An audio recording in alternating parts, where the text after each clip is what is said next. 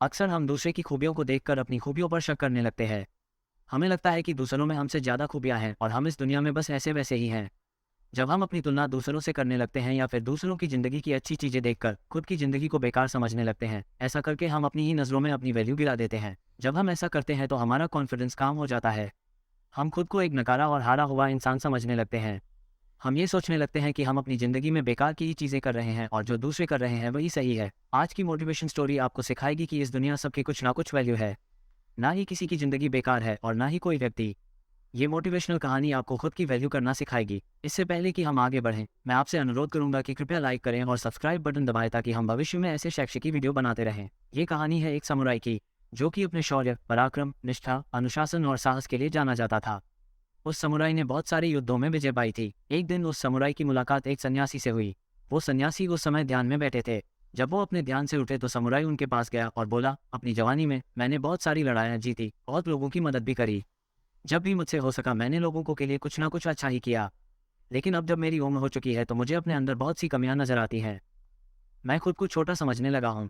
मैं जब दूसरे लोगों को देखता हूँ तो लगता है कि इनके सामने में कुछ हो ही नहीं और मैंने अब तक जो किया उसकी कोई वैल्यू ही नहीं है। दूसरों को देखकर मुझे लगता है कि मेरी खुद की कोई वैल्यू ही नहीं है। समुराई की बात सुनकर वो सन्यासी बोले, तुम थोड़ा देर इंतजार करो। मुझसे मिलने और भी कई लोग आए हैं, मैं पहले उनकी समस्या सुन लेता हूँ। उसके बाद तुम्हें तुम्हारी समस्या का समाधान देता हूँ। ऐसा कहकर वो चले गए।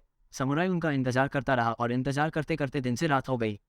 धीरे धीरे सब लोग भी चले गए। समुराई सन्यासी के पास गया और बोला, क्या अब आपके पास मेरे लिए समय है? सन्यासी बोले, तुम मेरे साथ चलो, मैं तुम्हें कुछ दिखाता हूँ। रात के अंधेरे में चांद की रोशनी में बाहर का माहौल एकदम शांत था।